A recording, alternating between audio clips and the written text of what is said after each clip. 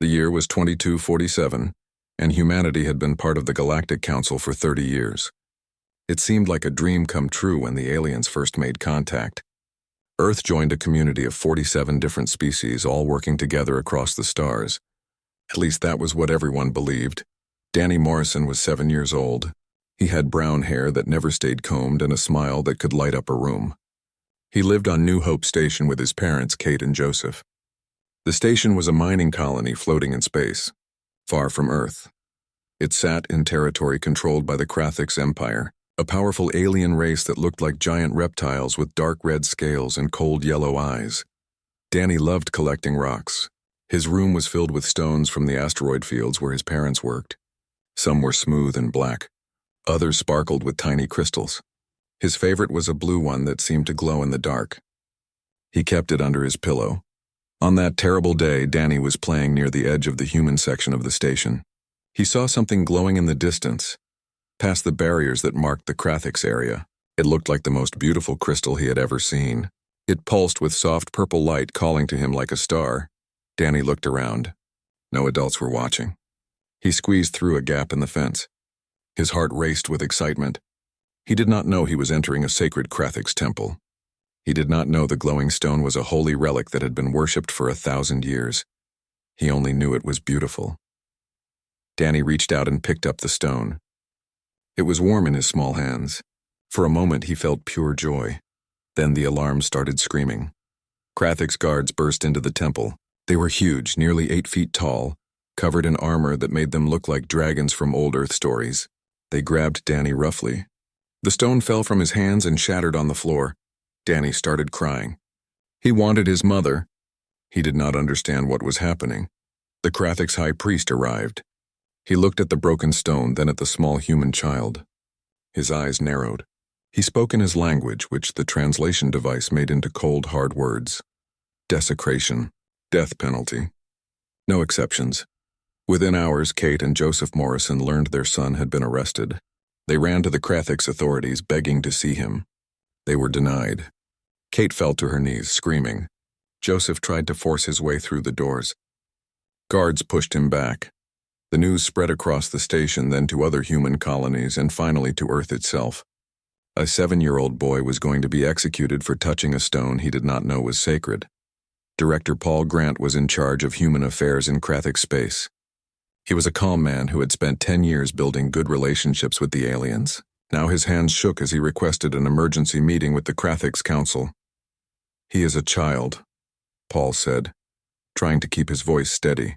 "He meant no harm. He did not know your laws. Please show mercy." The Krathix leader, Commander Vex, sat on his throne and stared down at Paul with those terrible yellow eyes. "Our law is absolute," Vex said. "All who break it must face justice. Age does not matter. Intent does not matter. The law is the law." Paul tried everything. He offered money. He offered trade deals. He offered anything the Krathix might want. They refused it all. The Galactic Council was humanity's last hope. Ambassador Claire Matthews was a strong woman who had represented Earth for 5 years. She had gray hair and kind eyes that had seen much suffering in her life. But she had never seen anything like this. The council chamber was enormous, a floating sphere in space where representatives from all 47 species gathered. Claire stood at the human podium, a tiny figure in that vast room. "Please," she said, her voice carrying to every corner through the translation systems. "This is a child, a baby by many of your standards. He made a mistake. Do not punish innocence with death." She showed them pictures of Danny smiling, playing, hugging his parents.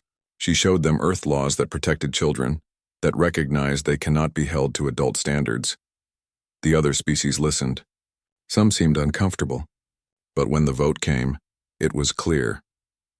43 species voted to support the Krathix right to enforce their own laws in their own territory. Only 4 voted with humanity. Earth stood almost alone. The Vren representative actually laughed. "Humans are too soft," he said. "This is why you will never be a major power. You let emotions cloud justice." Claire felt something break inside her. She had believed in the council. She had believed in galactic unity and cooperation. Now she saw the truth. These aliens did not care about human values. They did not care about mercy or compassion. The Krathiks made their announcement the next day. They would execute Danny Morrison in 48 hours. More than that, they would broadcast it on every channel across the galaxy. They said it would be a lesson to all who might think about breaking Krathik's law. On Earth, people gathered in the streets. They watched the countdown on giant screens in city squares. Some prayed, some cried. Some stood in stunned silence. Kate and Joseph Morrison were transported to the execution site. They were placed behind an energy barrier where they could see everything but do nothing. Kate had not stopped crying for 2 days. Her voice was raw from screaming. Joseph had gone quiet, his face pale, his eyes empty. Danny was brought out in chains. They were too big for him, dragging on the ground. He looked so small, so scared. His eyes searched the crowd until he found his parents. "Mom," he called out. "Dad, I want to go home. Please, I want to go home." Kate threw herself against the energy barrier. "Baby, I am here. Mommy is here." The Krathik's executioner stepped forward. He carried a plasma blade that glowed with terrible light. The Galactic Council representatives stood watching. Some recorded the event. Others chatted quietly among themselves. Claire Matthews made one last attempt. She stepped forward, her hands raised. "Please," she said. "I beg you. He is 7 years old. Just 7. Have you no mercy?" The high priest looked at her. For a moment, something might have flickered in his eyes, but then it was gone. "Justice," he said in his harsh language. The executioner raised the blade. Across human space, billions of people watched. In homes and bars and public squares, on ships and stations and colonies, every human saw what happened next. The blade fell. Kate's scream could be heard across the chamber. Joseph went silent, his mind breaking under the weight of what he had just witnessed. Claire Matthews stood frozen, unable to believe what she had just seen. The broadcast continued for another minute, showing Danny's small body, showing his parents destroyed by grief, showing the Krathik's guards dragging the parents away. Then the screens went dark. In military headquarters on Earth, General Helen Brooks sat at her desk. She was 55 years old, a veteran of every conflict humanity had faced since joining the galactic community. She had seen violence and death, but nothing had prepared her for this. She stood up slowly. Her officers waited, watching her face. "Begin protocol midnight," she said quietly. "Wake up every soldier. Activate every reserve. Contact every colony. We are done asking for permission to protect our children." Across Earth and all human territories, something changed. The grief turned into something harder, something colder, something infinitely more dangerous. The aliens had shown humanity what they truly were. Now humanity would return the favor. The silence that followed was worse than screams. Across Earth, people sat in their homes staring at blank screens. In the streets, crowds stood frozen. Children clung to their parents. Adults tried to process what they had just witnessed. A child, one of their own, murdered on live broadcast while the galaxy watched with cold indifference. Then the rage came. It started small. A man threw a rock through the window of a Krathik's trade office in New York. Within an hour, every alien business on Earth had been evacuated. Not because humans attacked them, but because the aliens saw something in human eyes that terrified them. A cold, burning fury that promised violence beyond measure. General Helen Brooks did not sleep that night. She sat in her office at Earth Defense Command, watching reports flow in from every corner of human space. Ship captains requesting permission to arm their vessels. Colony governors asking for military support. Scientists offering to weaponize their research. Her assistant, Lieutenant Ben Parker, brought her coffee at 3 in the morning. "General, the calls keep coming," he said. "Everyone wants to know what we are going to do." Helen looked at him. Her eyes were red but dry. She had no tears left. "We are going to war," she said simply. "Total war." Admiral Richard Hayes commanded humanity's defense fleet from the carrier Retribution. He was a tall man with gray hair and a scar across his jaw from a mining accident years ago. He had spent 20 years building Earth's navy, always preparing for a conflict he hoped would never come. Now it was here. His orders arrived encrypted, eyes only. He read them 3 times to be sure he understood. Then he called his senior officers to the briefing room. "Gentlemen, ladies," he said, looking at each face, "we have been unleashed. High Command wants every Krathik's military asset destroyed, every colony occupied, every ship burned. Are there any objections?" Captain Andrew Sullivan stood up. He was young, only 32, but he had earned his position through skill and bravery. "Sir, just one question," Andrew said. "Do we take prisoners?" Richard thought about Danny Morrison's small body lying on that platform. He thought about Kate Morrison's screams. "That depends," he said. "If they surrender, we follow the rules of war. But if they fight, we show them exactly what humans are capable of. No mercy, no hesitation." The officers nodded. Every one of them had watched the execution. Every one of them had felt the same burning need for justice. In a secret research facility beneath the Rocky Mountains, Dr. Lisa Chen received her new orders.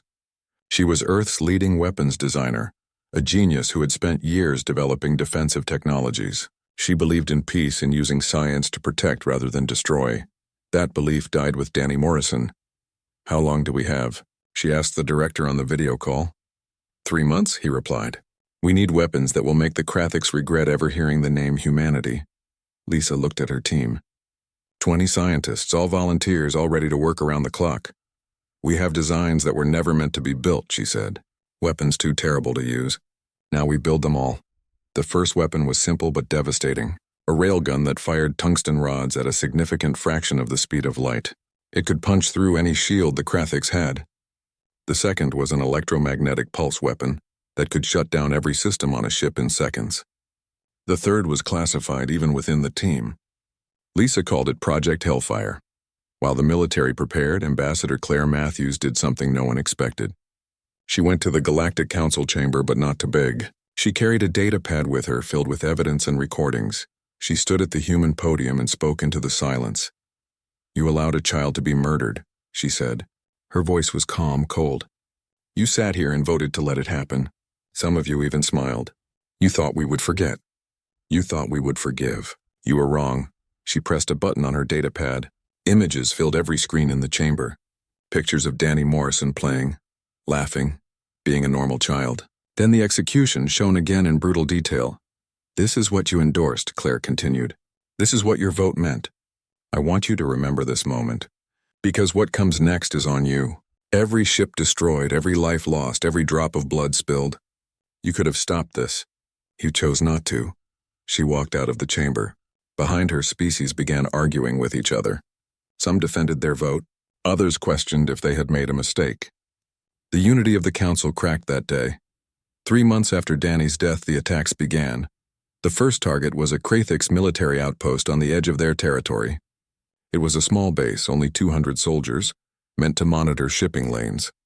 The attack came at dawn when the base was changing shifts. 5 human ships appeared from hyperspace, moving faster than Krathic sensors expected. They did not announce themselves. They did not demand surrender. They just opened fire. Captain Nina Ross commanded the lead destroyer. She had grown up on New Hope Station, had played with Danny Morrison when they were children. She remembered his laugh. "All weapons fire at will," she ordered. The railguns spoke first, sending rounds that crossed the distance in heartbeats. Krathic shields flickered and died under the assault. Then came the missiles, hundreds of them swarming the base like angry hornets. In 90 seconds, the base was gone. Nothing remained but debris and bodies. Nina looked at the destruction on her screen. She felt nothing. No joy, no regret. Just cold satisfaction. "Signal the fleet," she said. "Move to Target 2. The second wave of attacks came 48 hours later. This time, 3 Krathiks colonies were hit simultaneously. The coordination shocked galactic military analysts. How had humans organized such precise strikes across such vast distances? They did not know about the quantum communication network Lisa Chen had built, allowing instant coordination across light years. Andrew Sullivan led the ground assault on Krathiks Prime Outpost 7. His Marines landed in drop pods, coming down like meteors. The Krathiks were ready for them, had fortified positions and heavy weapons. It did not matter. The humans moved through the base like ghosts, using tactics the Krathiks had never seen. They did not charge in lines. They used cover, moved in small teams, struck from unexpected angles. They had been fighting each other on Earth for thousands of years. They knew war in ways the Krathiks could not imagine. When the base fell, Andrew had his soldiers paint a message on the main building in letters 10 feet high. "For Danny Morrison." News of the attacks spread through the Krathiks empire like fire. The humans were not negotiating. They were not asking for justice through official channels. They were burning everything they could reach. Commander Vex, the Krathix leader who had ordered Danny's execution, called an emergency meeting of his generals. "This is impossible," one general said. "Humans are weak. Their technology is inferior." "How are they winning?" Vex stared at reports of destroyed bases, burning colonies, ships turned to scrap metal. "We assumed they were weak because they were peaceful," he said slowly. "We made a terrible mistake. They were not weak. They were restrained. Now that restraint is gone." He looked at his generals, saw fear in their eyes. "Contact the Galactic Council," he ordered. "We need help." The appeal went out to the Council. The Krathix asked for military intervention, for protection from human aggression. They claimed humans were violating galactic law, attacking without provocation. The Council met again. This time the debate lasted for hours. The Vren representative who had laughed at Claire Matthews spoke first. "We must stop the humans," he said. "They are dangerous, unstable. They cannot be allowed to challenge established powers." But other voices rose in opposition. The Delkari representative, whose species had voted with humanity, stood up. "The Krathix created this war," she said. "They executed a child and broadcast it to humiliate humanity. Did they expect no response? The humans are following their own laws of war. They take prisoners who surrender. They do not target civilians. This is justice, not terrorism." The vote came again. This time only 23 species voted to help the Krathix. 15 voted to stay neutral. 9 voted to support humanity's right to seek justice. The Council was breaking apart. In his office on Earth, Director Paul Grant watched the voting results.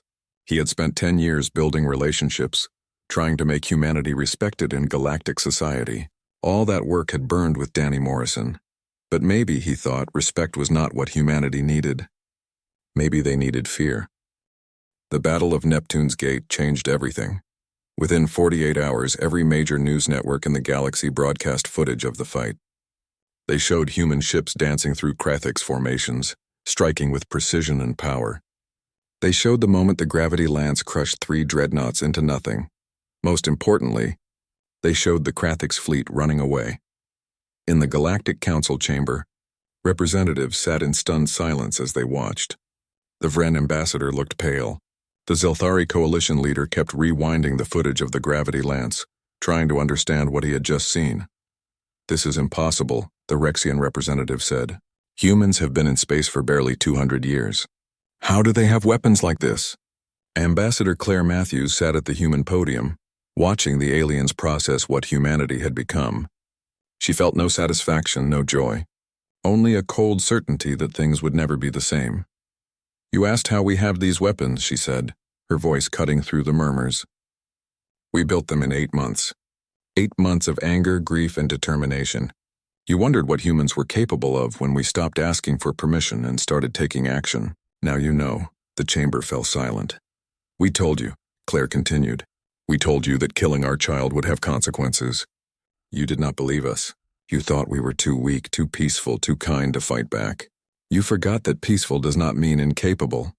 She stood up from her seat and walked to the center of the chamber, where she could see every representative. "Let me be very clear about what happens next," she said. "The Krathix Empire will face justice. Every official who participated in Danny Morrison's execution will stand trial.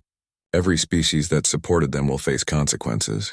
And we will not stop until we have secured protections for all children, across all species everywhere in this galaxy." The Galactic Council erupted into arguments. Some species protested that humans had no authority to demand such things. Others worried about the implications of giving humans power to prosecute leaders of other species. But underlying all the arguments was something new. Fear.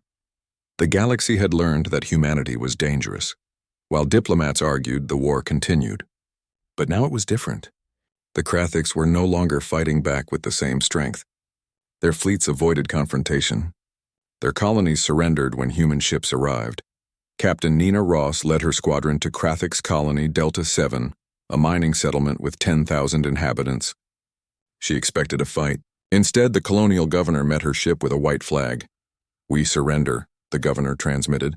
"Please do not hurt our families." Nina looked at her crew. They were ready for battle, weapons charged, Marines prepared to land. Stand down, she ordered. Prepare to receive prisoners and begin occupation operations. Her first officer, Lieutenant Jack Mason, looked confused. Ma'am, after everything they did, you are just going to accept their surrender? Nina nodded. That is exactly what we are going to do.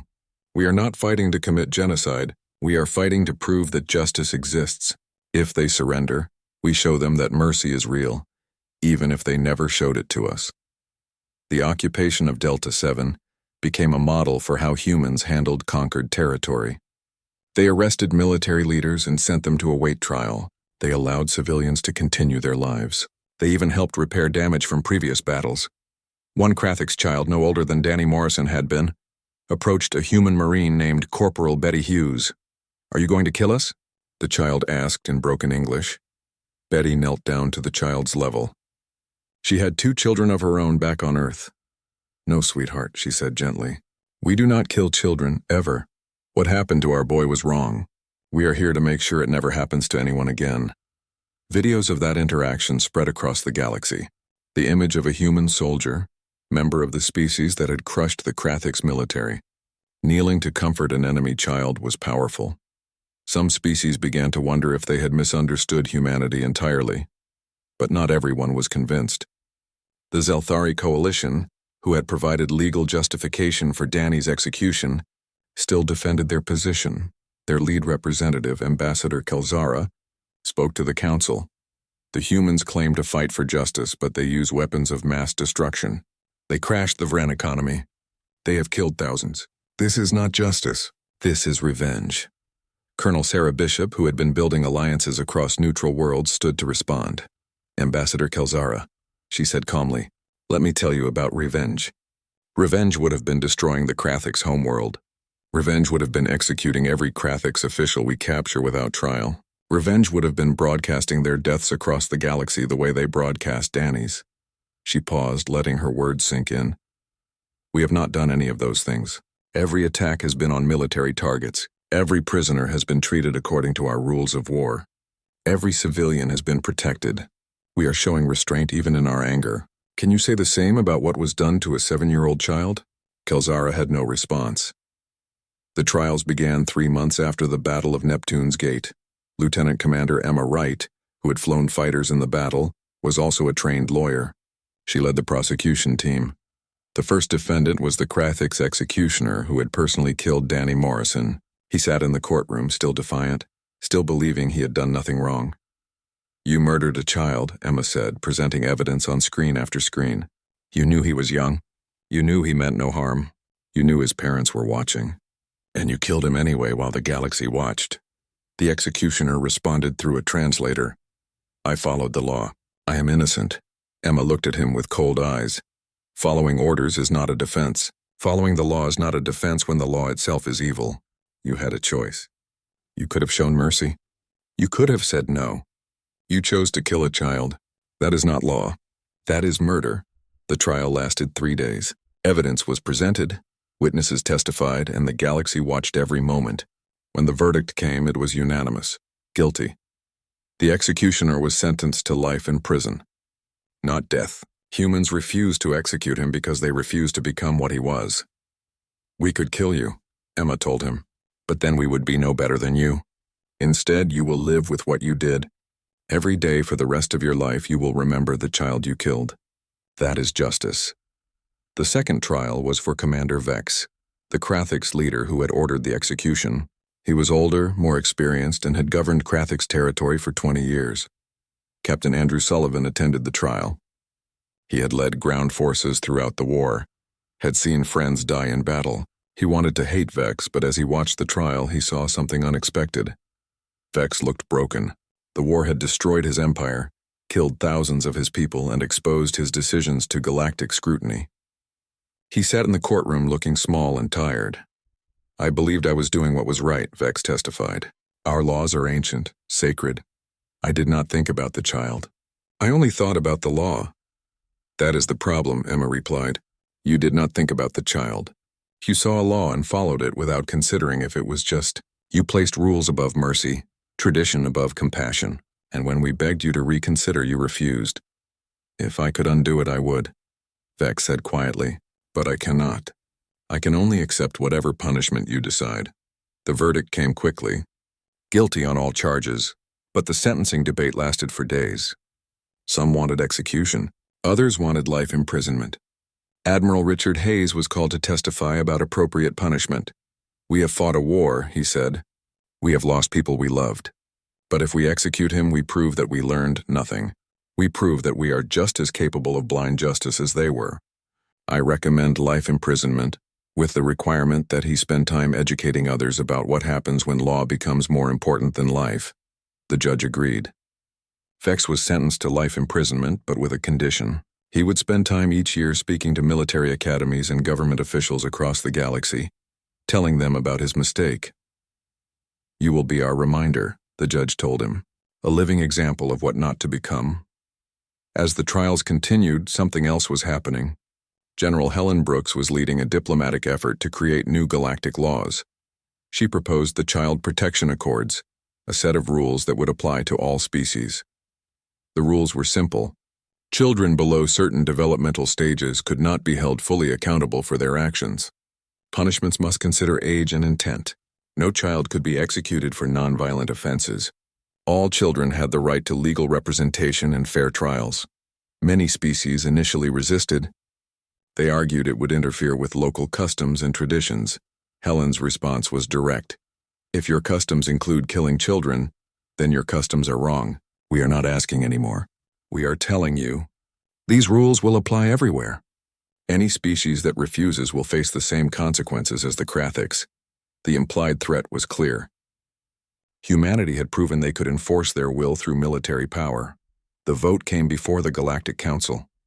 This time, 41 species voted in favor. Only 6 voted against. The Child Protection Accords became galactic law. 6 months into the war, the Krathiks Empire was burning.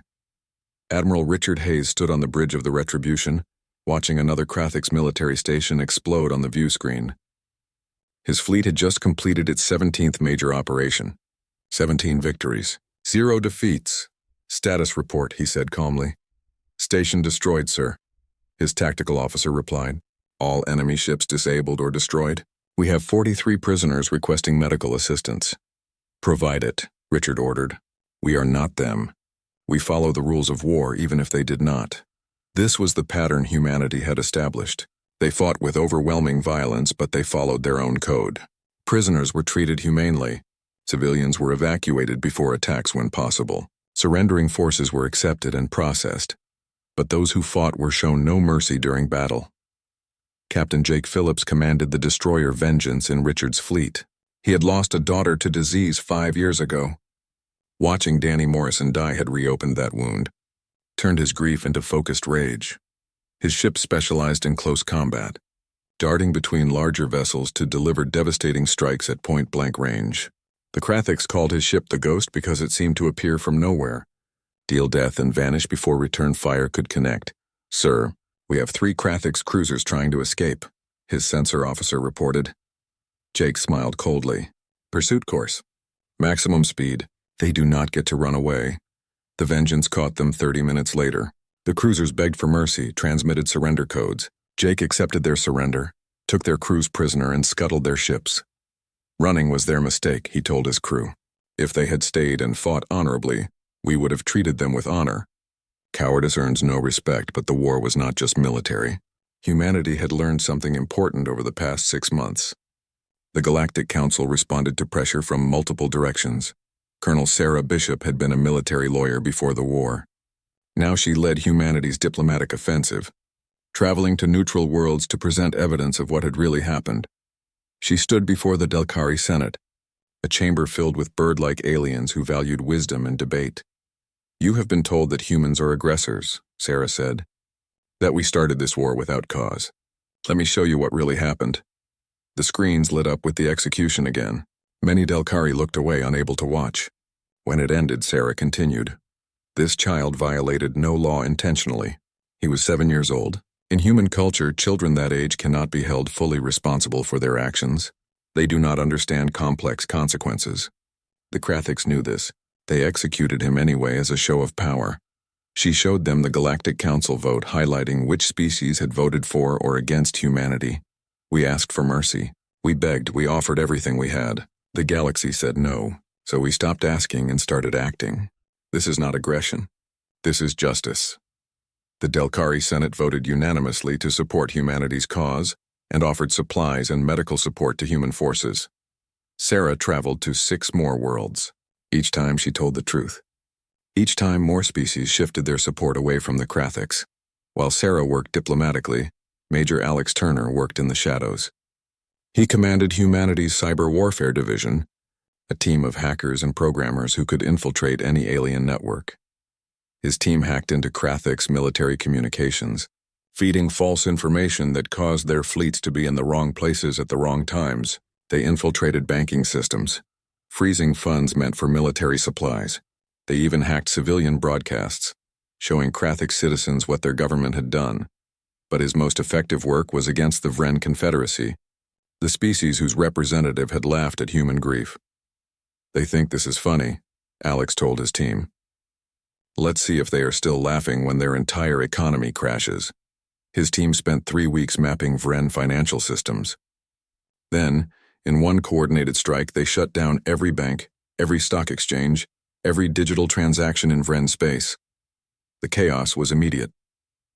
The Vren government scrambled to fix the problem, but every time they thought they had it solved, another system failed. Along with the crashes, Alex's team broadcast messages across every Vren channel. You enabled the murder of a child. You laughed at human pain. Remember his name? Danny Morrison. Remember what happens when you mock humanity. The Vren ambassador to the Galactic Council received an emergency recall.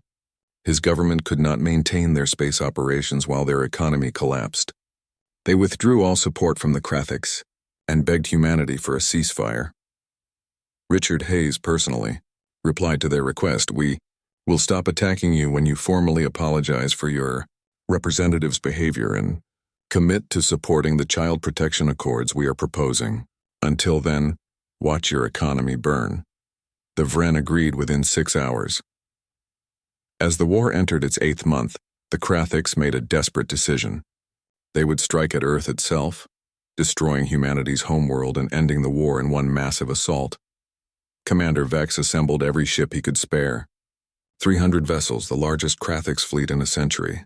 Dreadnoughts, cruisers, destroyers, and fighters. It represented nearly half their remaining military strength. We will show them that attacking the Krathiks Empire has consequences, Vex told his captains.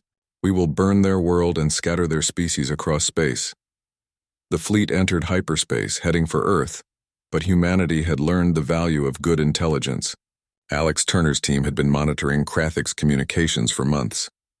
They knew about the attack 5 hours before the fleet left Krathik space.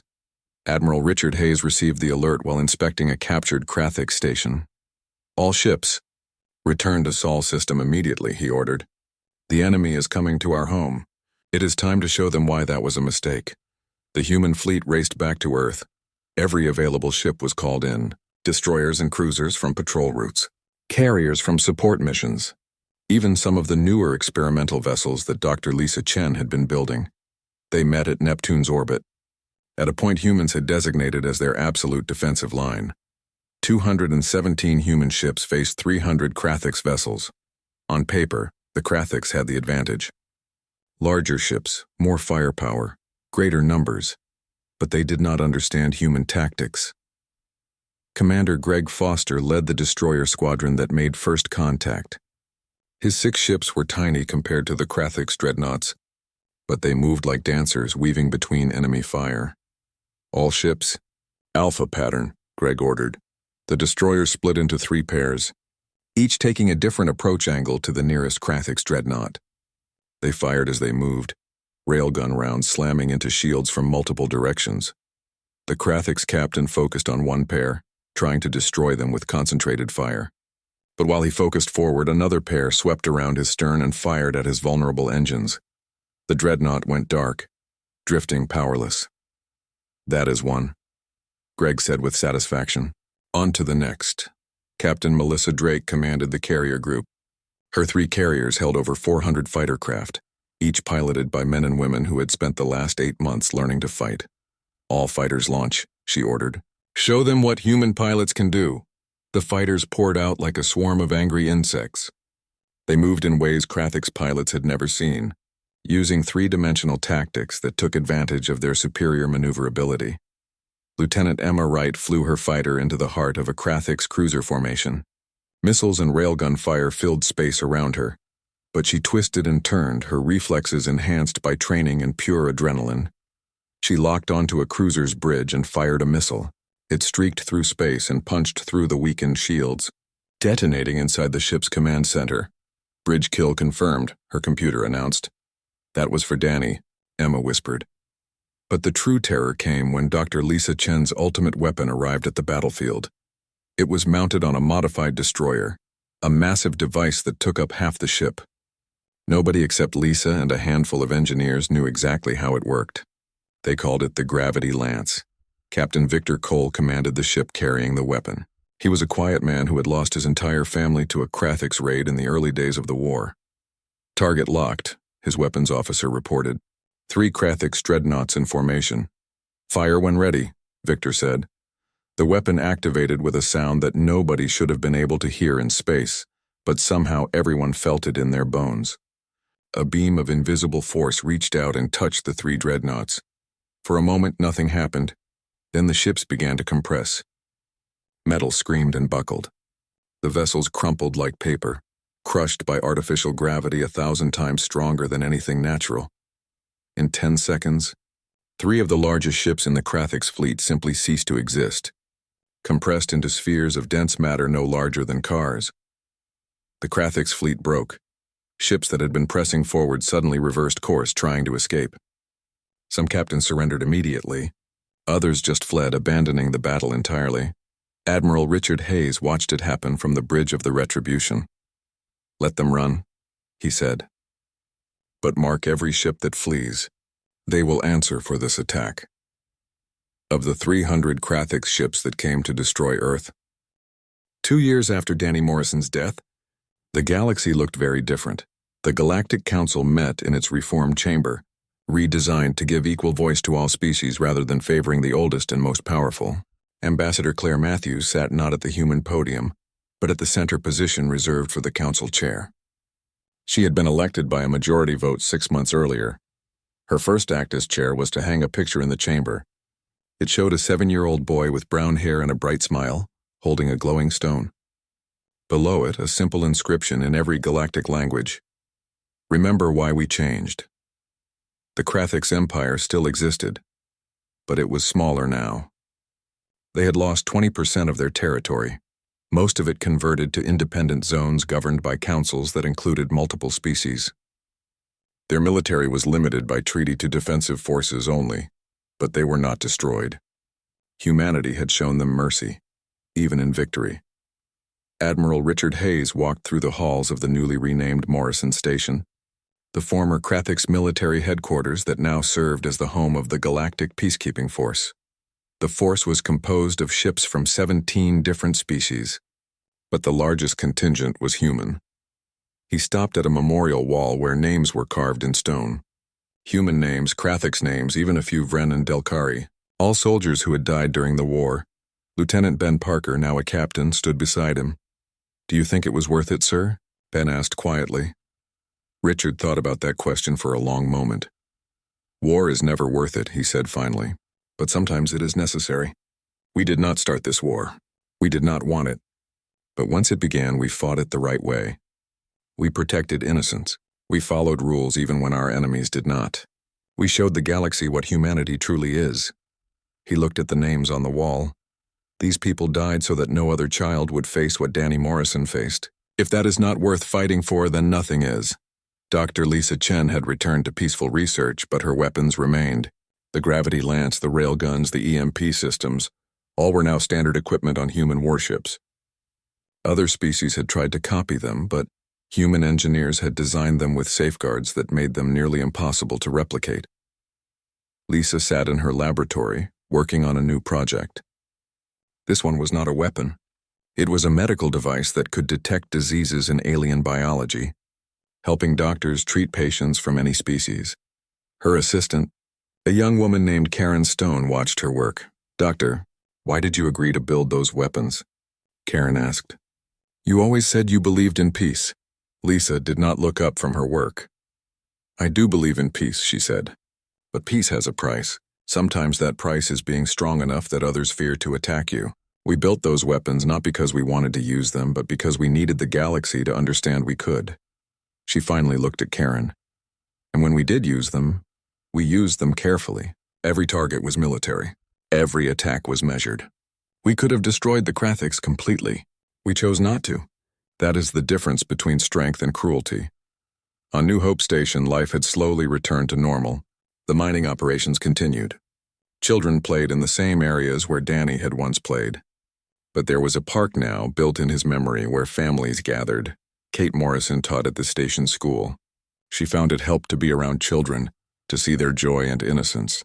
It reminded her of why the galaxy had changed. Joseph worked in the mines, the same job he had always done. He was quieter now, more serious. But sometimes, when he was alone in his quarters, he would look at pictures of Danny and allow himself to remember the good times. They had been offered positions on Earth, medals, ceremonies, anything they wanted. They refused it all. They just wanted to live quietly, to honor their son's memory by continuing their lives. One day, a young Krathiks child approached Kate after school. The child's family had moved to the station as part of the integration program that mixed species on colony worlds. Teacher Kate, the child said nervously, I learned about what happened. About your son. I am sorry. Kate felt her throat tighten, but she knelt down to the child's level. Thank you, she said gently. What is your name? Vexer, the child replied. I know it is a Krathik's name. My parents said maybe I should change it because humans might be angry. Kate shook her head. You should be proud of your name and your heritage. What happened was not because of your species. It was because of bad choices made by leaders who forgot to be compassionate. You are not responsible for that. She touched the child's shoulder. Promise me something, Vexer. Promise me you will always think about whether laws are just, not just whether they are laws. Promise me you will choose kindness when you can. The child nodded seriously. I promise, Teacher Kate. In the Galactic Council chamber, new legislation was being debated. The Child Protection Accords had been just the beginning. Now there were discussions about universal rights, about protections for all civilians in conflict zones, about limiting weapons that caused unnecessary suffering. Colonel Sarah Bishop, now promoted to general, led the human delegation. She had become famous across the galaxy as the woman who convinced dozens of species to support reform. We are not trying to force human values on everyone, she told the council. We are trying to establish values that transcend any single species. The right to life, the right to fair treatment, the right to be judged as an individual, not as a member of a group. The Delcari representative stood to support her. General Bishop speaks wisdom, she said. Before the war, we in the Delcari Senate believed we were civilized. We had laws, trade, culture, but we allowed a child to die because it was convenient, because interfering might cost us trade deals. True civilization is not about comfort. It is about standing for what is right even when it is difficult. The vote passed with strong support. That night, celebrations broke out on Earth. Not celebrations of war, but of peace, of a galaxy slowly becoming better. In a small apartment in London, an old man named Harold Fisher watched the news. He had no connection to the war, no family in the military. He was just a teacher who had spent his life working with children. This is what we should have been all along, he said to his wife. Not conquering, not dominating, just protecting those who cannot protect themselves. His wife nodded. It took a tragedy to wake us up. I wish it had not been necessary. So do I, Harold agreed. But at least we woke up. Captain Jake Phillips stood on the bridge of the carrier Morrison's Legacy, the newest and most advanced ship in the human fleet. It had been named after Danny, and every officer who served on it knew what that meant. Sir, we are receiving a distress call, his communications officer reported. A Vren transport is under attack by pirates in the Outer Rim. Jake looked at his crew. A year ago, the Vren had been enemies, had laughed at human suffering. Now they were just another species in a galaxy trying to rebuild. Set course to intercept, he ordered. Maximum speed. Nobody attacks civilians on our watch. His crew moved with practiced efficiency. This was the new human role in the galaxy. Not conquerors, not avengers, protectors. They reached the transport in time. The pirates fled when they saw the Morrisons' legacy, recognizing it as a human warship. The Vren crew transmitted thanks, surprised that humans had come to help them. "We help everyone now," Jake replied. That is what Danny would have wanted. Not revenge, not endless anger, just a galaxy where everyone is safe. General Helen Brooks, now retired, visited the memorial on Earth regularly. She had led humanity through its darkest time and its greatest victory. Now she spent her days writing, teaching, and ensuring that future generations understood what had happened. Young officers and cadets often approached her, asking for stories from the war. "Tell us how we won," they would say. Helen would shake her head. "We did not win," she would reply. "Nobody wins in war. We achieved justice. We protected our values. We showed the galaxy what humanity stands for. But we lost people. Good people. People who should still be alive." She would point to the memorial. "This is not a monument to victory. It is a reminder of cost. Remember that cost before you ever call for war." On the anniversary of Danny's death, now recognized as a day of remembrance across human space, millions gathered at memorials on dozens of worlds. They lit candles, told stories, and promised to protect the innocent. Kate and Joseph Morrison stood at the park named after their son. People from every species came to pay respects. Humans, Krathiks, Vren, Delcari, dozens of others. They laid flowers, shared memories of their own children, and thanked the Morrisons for what their son's death had created. "He would have liked this," Kate said quietly, watching Krathik's children playing with human children in the park. "He always wanted to make friends with everyone." Joseph nodded, unable to speak. Ambassador Claire Matthews stood before the Galactic Council for what would be her final address as chair. She had served for 2 years and now wanted to return to Earth. "When I first came to this chamber," she said, "I believed in unity and cooperation. Then I watched as you allowed a child to die. I lost faith in everything this council represented." She looked around at the representatives, seeing species who had once been enemies now working together. "But we rebuilt it. Not just the council, but the idea of what we could be. We created laws that protect the